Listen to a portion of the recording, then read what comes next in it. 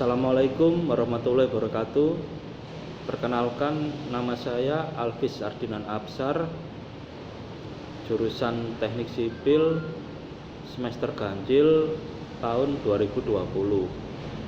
Pada kesempatan kali ini saya akan membahas buku cerita fiksi yang berjudul Percy Jackson and the Olympians, The Last Olympian, karya Rick Riordan. Mengenai novel ini, ialah novel fantasi karya Rick Riordan berdasarkan mitologi Yunani. Novel ini adalah seri kelima dari seri Percy Jackson and the Olympians yang diterbitkan oleh Disney Hyperion pada tanggal 5 Mei 2009. Setelah diterbitkan, novel ini menuai banyak pujian dari para kritikus. Selain itu, The Last Olympian mendapatkan peringkat pertama untuk buku terlaris menurut USA Today, Wall Street Journal, dan Los Angeles Times. Singkat cerita, yang pertama ialah Percy berlibur bersama ibu, ayah tirinya bernama Paul, dan Rachel di pesisir selatan. Kemudian saat Percy dan Rachel sedang mengobrol di mobil Priusnya, tiba-tiba Beckendorf datang menjemput Percy dengan menaiki Blackjack. Sebelum pergi, Rachel sempat mencium Percy dan Beckendorf berjanji tidak akan menyinggung hal itu di depan Annabeth. Percy dan Beckendorf menyelinap ke kapal Putri Andromeda dan berencana meledakkan kapal itu. Sayangnya, mereka ketahuan dan tertangkap. Kemudian, Beckendorf meledakkan kapal. Percy langsung menceburkan diri ke laut, serta ia pun tenggelam. Dan ia bermimpi melihat para Titan di Gunung Tam dan bertemu Nico yang sedang menguping para Titan. Percy dibangunkan oleh Thyssen. Dia diselamatkan dan dibawa ke istana Poseidon. Tapi Beckendorf tidak diketahui keberadaannya karena ia mati secara heroik. Istana Poseidon sangatlah indah jika tidak dalam proses perang. Perang di dasar lautan ini melawan Oceanus yang masih berlangsung. Poseidon bahkan semakin menua karena perang ini. Percy bertemu dengan saudara tirinya yang lain yang kekal yang bernama Triton, dan ibu tiri kekalnya yang bernama Amphitrite. Percy ingin membantu ayahnya, tapi dia malah diminta kembali ke perkemahan dan mendengarkan ramalan besar seutuhnya dari Chiron. Percy kembali ke perkemahan menceritakan bahwa kapalnya meledak, tapi tidak hancur, sedangkan Beckendorf tewas dalam ledakan itu. Berita itu membuat Silena histeris. Dia dan Beckendorf berpacaran sejak musim panas lalu. Clarice, sahabat Silena, datang menghiburnya. Percy menemui sang orakel, seorang mumi yang dulunya adalah gadis cantik. Arwah orakel memang akan diwariskan dari generasi ke generasi, tapi mumi ini dikutuk oleh Hades sehingga tetap menjadi orakel walau sudah mati alias tidak diwariskan ke generasi berikutnya. Di sana si mumi tidak bergerak. Annabeth mengambil kantung serut berisi perkamen ramalan besar dari sang mumi. Mereka kembali ke ruang rekreasi yang sudah jadi markas informal. Di sana sudah ada para kepala konselor setiap pondok dan Chiron. Tetapi Clarice dan Michael ialah kepala konselor Apollo yang baru, malah bertengkar mengenai jarahan. Clarice meminta dukungan dari yang lainnya, tapi tidak ada yang mendukung, dan dia pun marah. Dia mengancam Pondok Ares tidak akan membantu perang ini. Setelah kepergian Clarice, Percy membacakan ramalan besarnya itu. Anak blasteran dewa tertua akan mencapai 16 setelah melewati bahaya dan disaksikan dunia dalam tidur abadi. Jiwa sang pahlawan bila yang terkutuk akan menghabisi satu pilihan dan mengakhiri usianya. Olympus tetap lestari atau binasa. Percy juga memberitahu bahwa mereka ada mata-mata di perkemahan. Semua jadi saling curiga. Chiron melakukan pesan Iris ke gunung Saint Helen. Typhon sudah terbebas. Typhon ialah monster yang paling mengerikan dari semuanya. Ancaman tunggal terbesar untuk para dewa. Dia menyebabkan bencana bagi dunia. Di sana terlihat para dewa sedang melawannya, mencoba memperlambatnya menyerang Olympus. Percy merasa ini adalah tipuan Kronos. Tujuannya adalah untuk menghancurkan Olympus. Karena banyak pertempuran kecil terjadi di mana-mana, rekrutmen perkemahan turun sampai ke nol. Para satir kesulitan untuk menemukan dan membawa blasteran baru ke perkemahan karena banyak monster yang berkeluyuran. Pertengkaran antara pondok Apollo dan Ares terus berlangsung.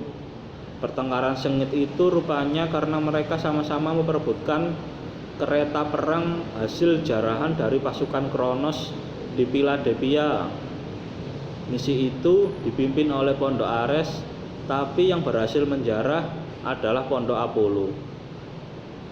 Setelah Percy menemani Annabeth melakukan inspeksi di pondok, ada pesan untuk Grover dari Gleason Heights. Gleason Heights ialah arwah. Gleason meminta saran Grover untuk memanggil kekuatan Pan, tapi sayang Grover tidak ada karena sedang berpergian ke penjuru pantai timur, berusaha menyebarkan kabar mengenai Pan dan meyakinkan roh-roh alam agar melindungi sepotong kecil alam liar mereka. Dia cuma kembali beberapa kali untuk bertemu Juniper. Percy sudah lama tidak mendengar kabarnya. Dia sulit dihubungi baik melalui pesan iris atau hubungan empati. Percy menceritakan mimpinya tentang Rachel pada Annabeth. Rachel banyak menggambar sketsa yang seperti akan terjadi, tetapi mereka malah bertengkar. Setelah pembakaran kafan Beckendorf, Percy didatangi oleh Nyonya O'Leary. Anjing itu membawanya ke arah hutan. Di sana sudah ada Juniper, Nico, dan Linnaeus, si satir tua dan gendut. Karena Linnaeus kurang suka adanya penghuni dunia bawah di hutannya, Nico akhirnya mengajak Nyonya O'Leary berjalan-jalan. Mereka berdebat dengan Linnaeus yang egois dan terus menganggap Grover itu pembohong dan pengkhianat. Linnaeus dan Juniper akhirnya pergi. Nico mengetahui tentang kematian Beckendorf. Dia bertemu hantunya. Beckendorf akan tinggal di Elysium menunggu seseorang. Saat itu, Nico memiliki ide ekstrim agar Percy menjadi kebal, mengingat keadaan sudah sangat kacau dan waktu mepet sampai sebelum Typhon menyerang Olympus. Sebelum melakukan idenya itu, Nico mengajak Percy untuk melacak langkah Luke.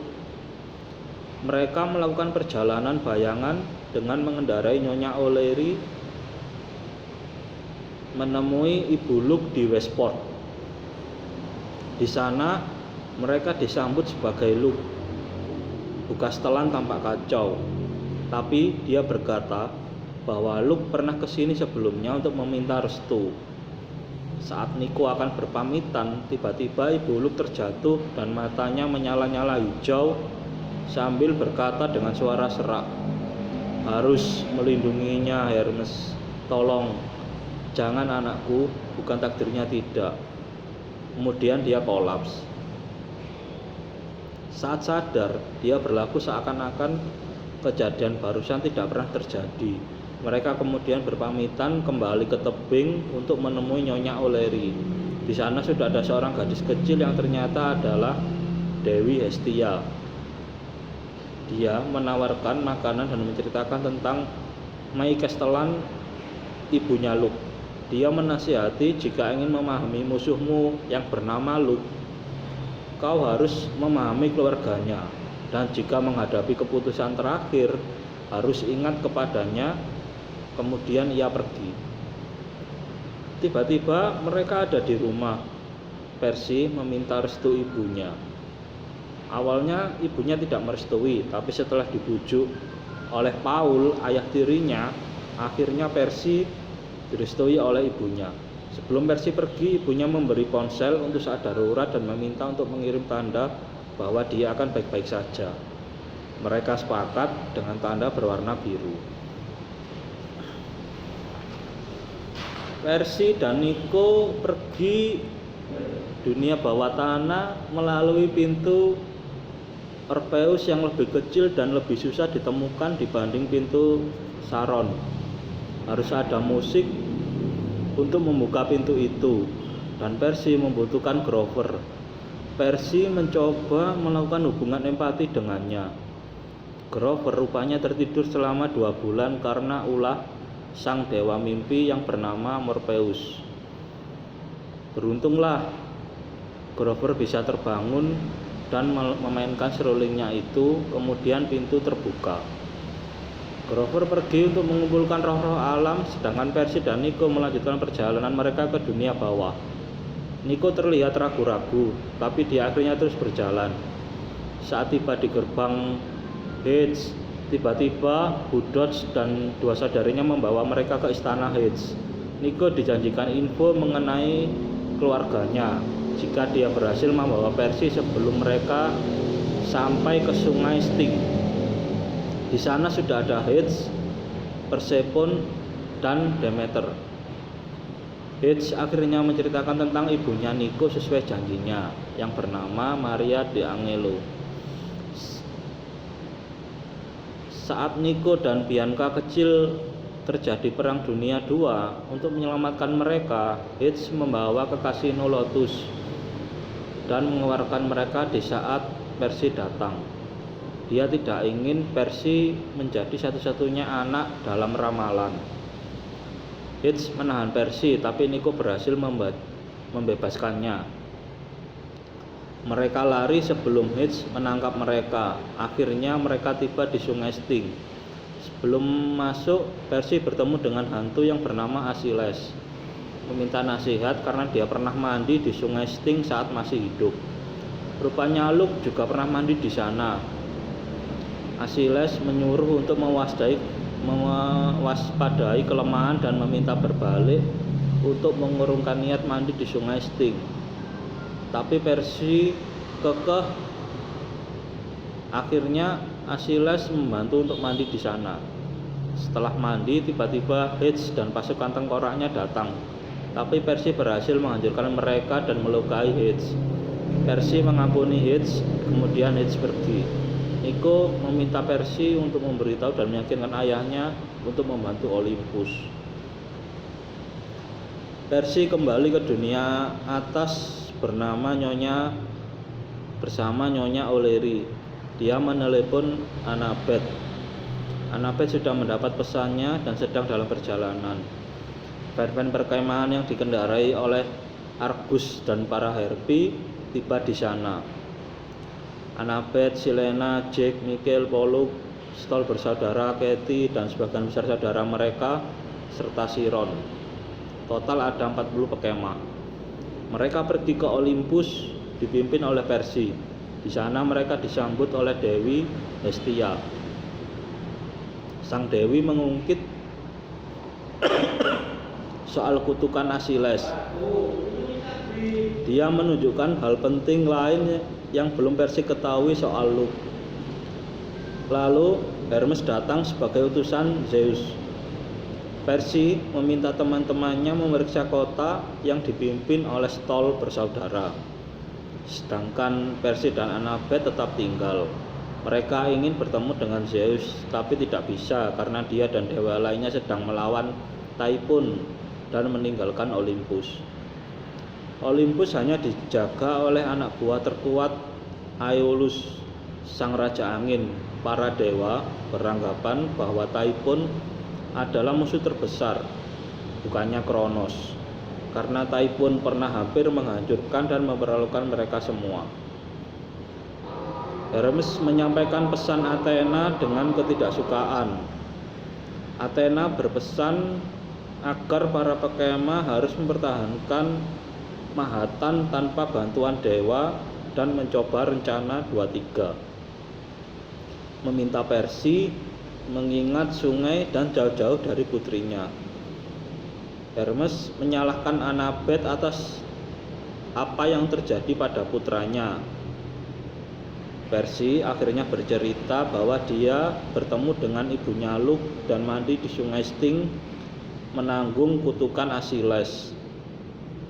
Dan soal Luke yang mandi di Styx juga, tiba-tiba Connor datang menunjukkan kota yang hening. Seluruh penduduk Manhattan ditidurkan oleh Morpheus. Invasi telah dimulai. Persi meminta Argus kembali dan berjaga di perkemahan. Argus dan para Harpy langsung pergi kembali ke perkemahan. Annabeth mengeluarkan perisai video yang dibuatkan oleh Beckendorf. Persi meminta pada Nyonya O'Leary untuk mencari Grover. Di perisai terlihat para pasukan Kronos berdatangan dari berbagai tempat. Selain itu terlihat bahwa orang-orang yang akan menuju Manhattan terlihat memelan.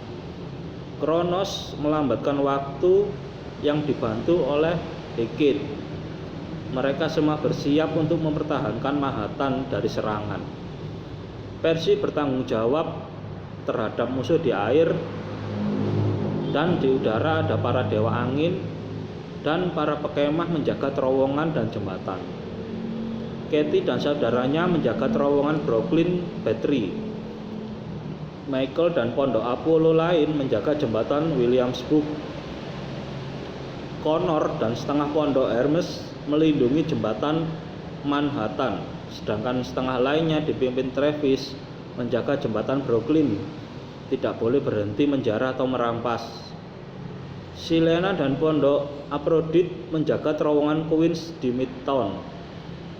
Jake dan pondok Hephaestus menjaga terowongan Holland menggunakan api Yunani untuk jebakan.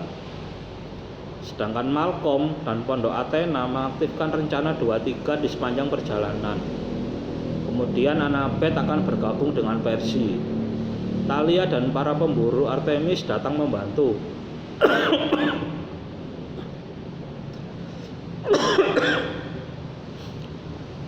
Mereka kebagian tugas menjaga terowongan Lincoln.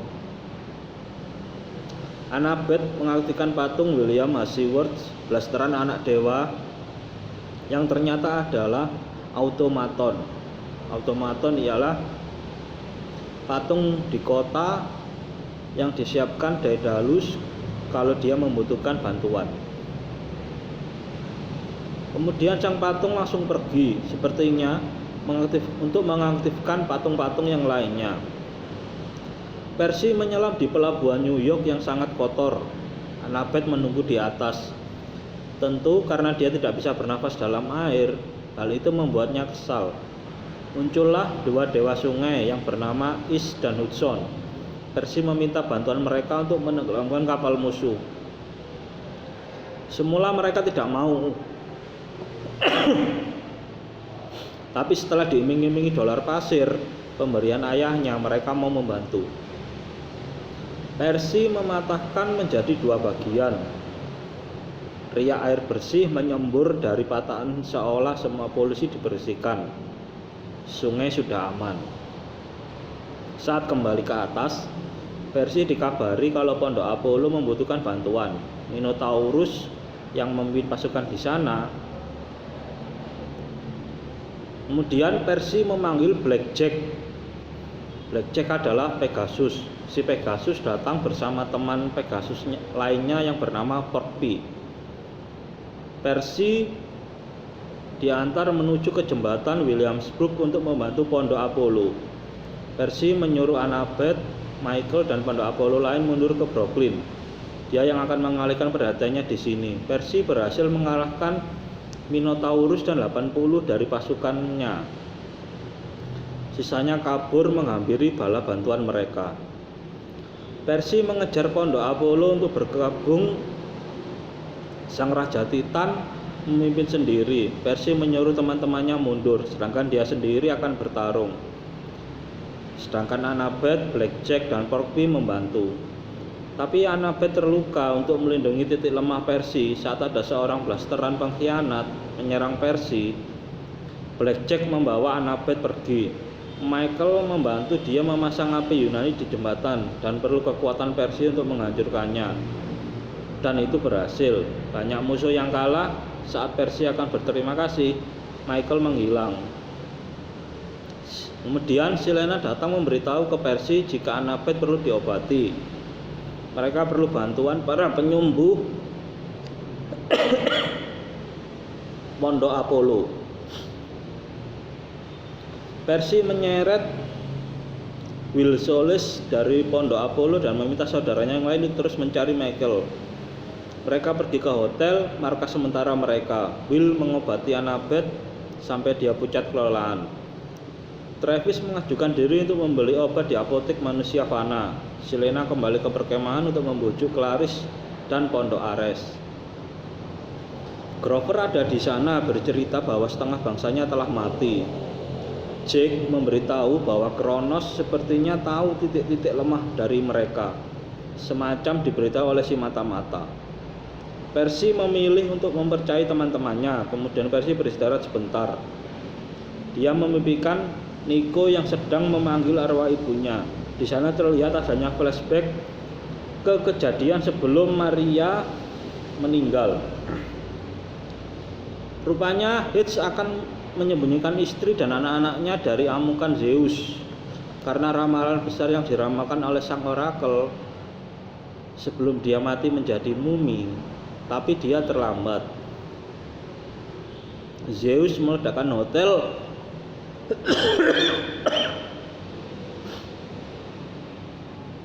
tempat mereka menginap.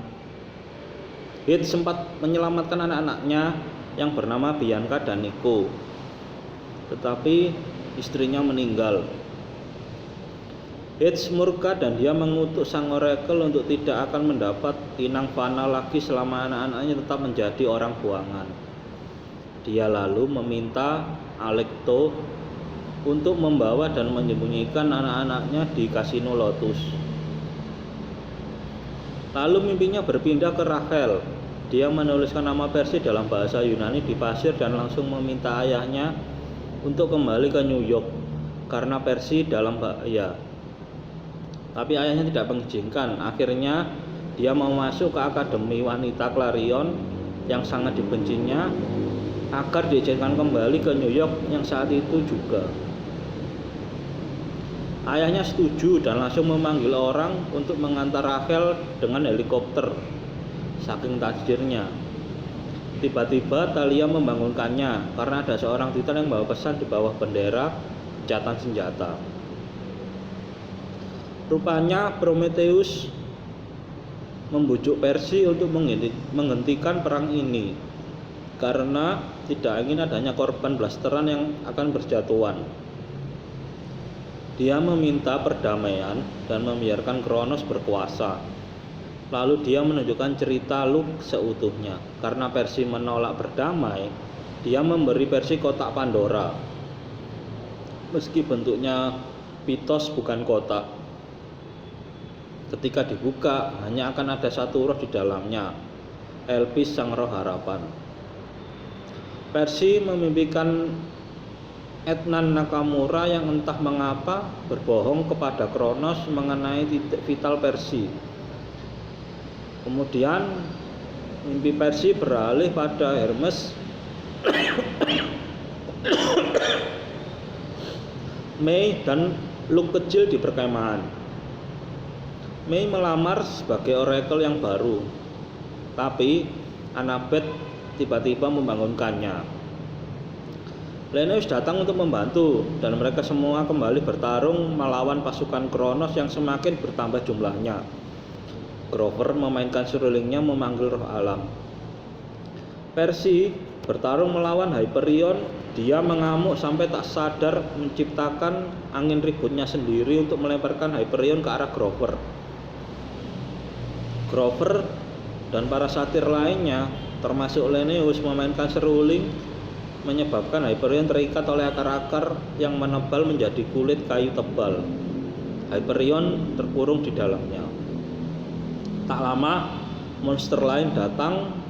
Babi betina Klasmonian terbang yang dahulu pernah menyerang Yunani dan belum pernah ada seseorang pahlawan pun yang mampu mengalahkannya.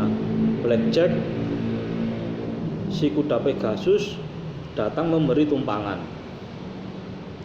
Percy mengaktifkan patung Hermes dan singa-singa dengan rencana 2-3 untuk membunuh sang babi terbang. Tak lama bantuan lain datang, para Centaurus dipimpin oleh Chiron dan juga Nyonya O'Leary.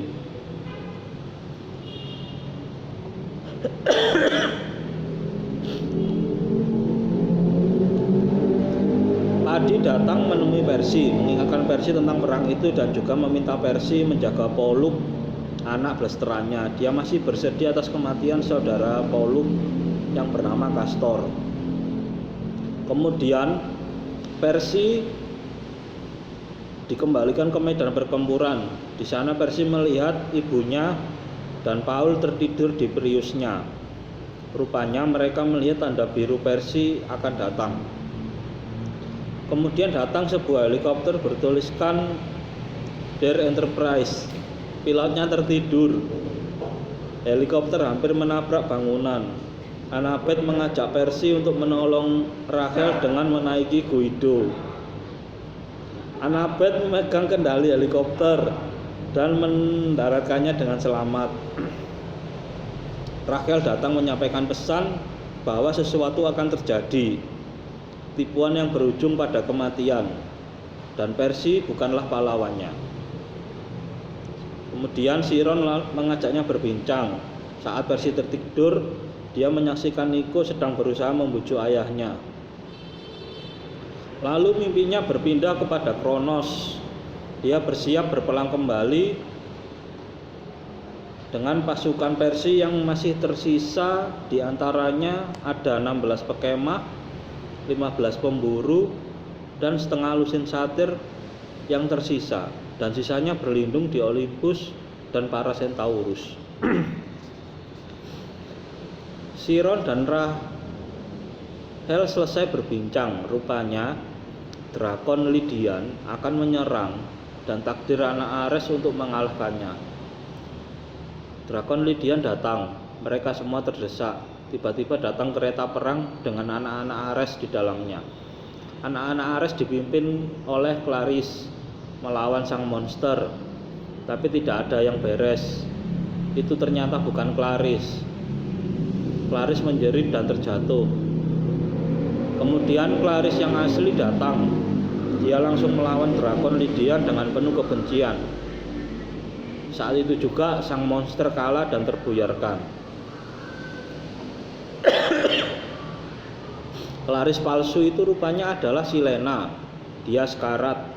Silena menyalahkan dirinya dengan apa yang sudah terjadi. Ternyata Silena itu adalah si mata-mata yang selama ini membocorkan rencana Percy. Silena meminta maaf kemudian mati. Clarisse memaksa yang lain untuk menyebut dia pahlawan. Clarisse mengalahkan banyak sekali musuh. Kemudian muncul restu Ares yang berpendar di kepalanya. Sisa pejuang mencoba mempertahankan lift yang menuju ke Olympus. Di sana terlihat Lennius mati dan berubah menjadi pohon perdu kecil.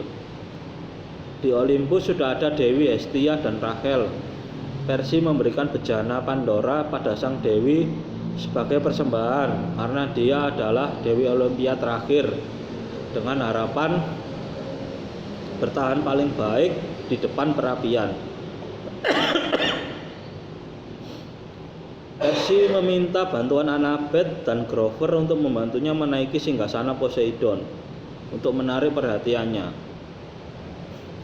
Poseidon datang dengan penuh kemarahan, tapi kemarahannya mereda saat melihat itu Percy, anaknya. Percy meminta ayahnya menolong Olympus dan meninggalkan perangnya di lautan untuk menyelamatkan Olympus. Awalnya Poseidon menolak, tapi akhirnya terbujuk dan dia setuju. Kemudian dia menghilang dari hadapan Percy untuk memanggil sang istri dewatanya. Kemudian Thalia datang melaporkan bahwa pasukan Kronos menyerang para pekemah dan para sekutu kalah. Saat Kronos akan menyerang Percy dan Annabeth, datanglah Nico dan Nyonya O'Leary. Nico memanggil ribuan tengkorak, para titan musuh ketakutan. Kemudian Hades, Demeter, dan Persephone datang mengendarai kereta perang. Hades bersiap untuk melawan ayahnya Kronos. Kronos memukul tanah dengan sabitnya, ada retakan kedua arah. Tujuannya untuk menghalangi penghalang magis. Para pejalan kaki mulai bangun. Ibunya Percy dan Paul yang sudah terbangun lari menghampiri. Pasukan Kronos dan para tengkorak bertarung. Para manusia fana menjerit-menjerit ketakutan. Demeter mengubah monster menjadi ladang gandum. Persephone mengubah senjata musuh jadi bunga matahari. Paul mengambil pedang milik pahlawan yang gugur dan memainkannya dengan cukup lihai melawan musuh. Ibunya bahkan menggunakan senapan milik polisi di sana. Percy, Annabeth, Thalia, Grover menuju ke lift. Segelintir dewa minor yang melawan Kronos kalah dan tak ada yang tersisa. Kronos mulai menghancurkan Olympus. Hestia dan Rachel tidak ada di sana. Besi mencoba diam tak bergerak agar Kronos tidak menyadari keberadaannya. Kronos dan Percy akan bertempur. Kronos mengubah sabitnya menjadi pedang Luke yang bernama Buckbeater. Kronos menyuruh Ethan untuk menyerang titik vital Percy, tapi Percy membujuknya. Kemudian Ethan malah menyerang Kronos, tapi Kronos terlalu kuat untuknya. Akhirnya dia tewas.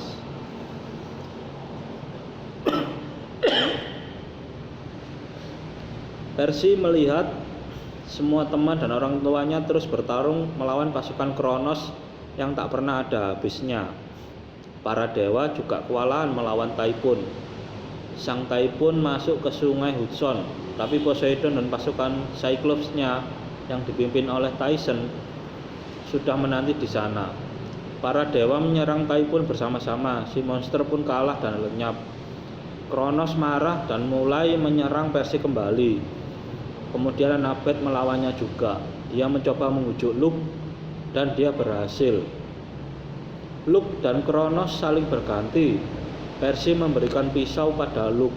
Luke bersusah payah menikam dirinya sendiri. Akhirnya Luke terkapar. Dia menanyakan apakah Annabeth mencintainya, tetapi Annabeth menganggapnya hanya sebagai seorang kakak dan tidak mencintainya. Luke mengerti. Sebelum dia meninggal, dia meminta agar tidak terjadi lagi hal yang sama dengan dirinya, Ethan, dan semua anak yang tidak diakui. Para dewa kembali ke Olympus. Percy meminta kafan untuk Luke.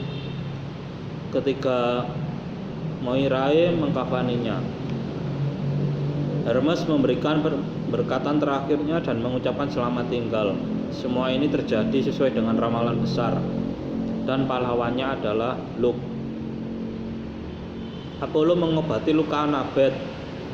Percy meminta Zeus untuk membuat tanda biru di atas menara gedung sebagai tanda untuk ibunya. Nico, D'Angelo, dan Hades disambut layaknya pahlawan di Olympus. Zeus berterima kasih pada kedua kakaknya dan para pahlawan. Artemis menjanjikan Elysium untuk para pemburu yang gugur. Elysium ialah yang meletuti Hades pada dulu.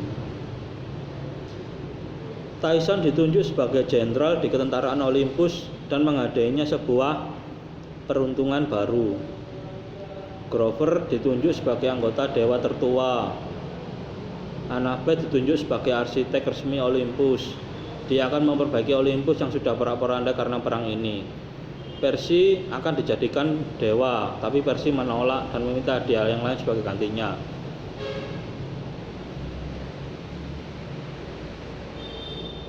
Hermes menemui Percy secara pribadi, tapi ternyata Kronos belum mati dan para Titan lain bersembunyi. Hermes memberi daftar anak-anaknya yang masih berada di luar perkemahan pada Percy agar dapat diselamatkan.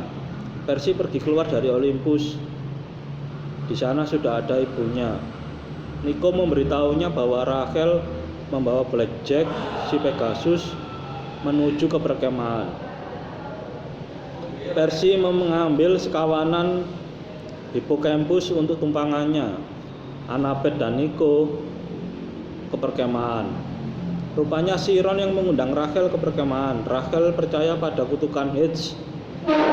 Apollo datang dan Rachel bersumpah setia pada untuk menjadi orakel baru. Rachel resmi menjadi sang orakel Delphi yang baru. Tiba-tiba dia meramalkan sebuah ramalan, ialah 7 blasteran akan menjawab panggilan.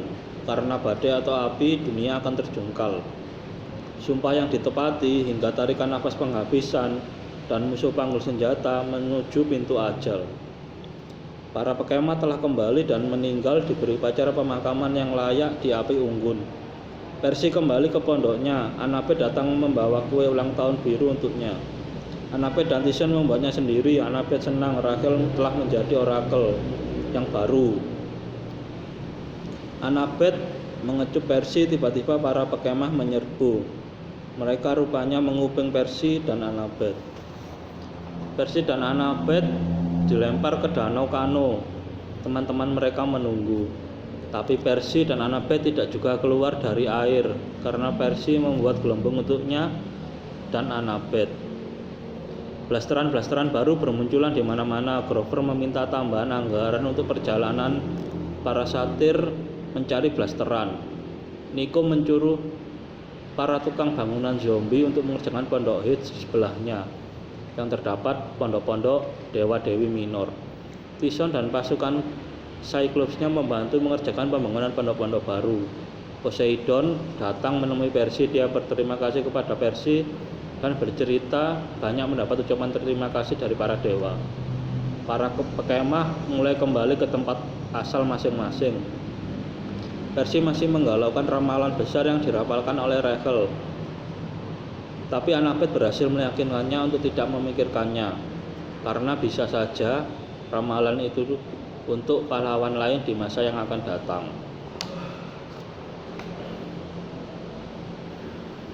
Kesimpulan dari cerita ini ialah Percy Jackson itu harus menemukan cara untuk mengalahkan Kronos untuk memenuhi ramalan kuno yang menjadi takdirnya.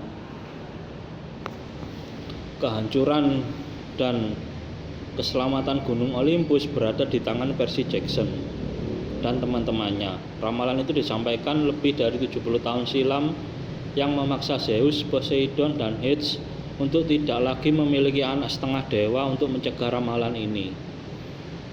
Dengan bantuan dari Nico D'Angelo yang merupakan putra dari Hades, Percy mencari petunjuk untuk mengalahkan Kronos dengan berkunjung ke rumah ibu dari Luke, Casaway, putra Hermes yang menjadi wadah untuk Kronos. Kronos telah menyiapkan pasukannya untuk penyerangan Olympus, namun para dewa dan dewi Olympus disibukkan oleh monster-monster yang lepas. Hal ini mengakibatkan keamanan Olympus menjadi tanggung jawab Percy dan teman-temannya. Mereka harus bertahan dari gempuran pasukan ganas itu di jantung kota New York dengan segala bantuan yang ada seperti pengikut Dewi Artemis, para centaur, dan beberapa makhluk lainnya. Prometheus menawarkan Percy untuk menyerah sebab mereka tidak akan bertahan lama. Namun Percy menolak tawaran itu meski ditolak Titan itu tetap memberikan Percy hadiah berupa guci Pandora. Percy tidak ingin menyimpan guci itu dan memberikannya kepada Dewi Hestia sebagai dewi terakhir yang menjaga Olympus. Sekian ringkasan ulasan buku dari saya. Wabillahi taufik wal hidayah. Wassalamualaikum warahmatullahi wabarakatuh.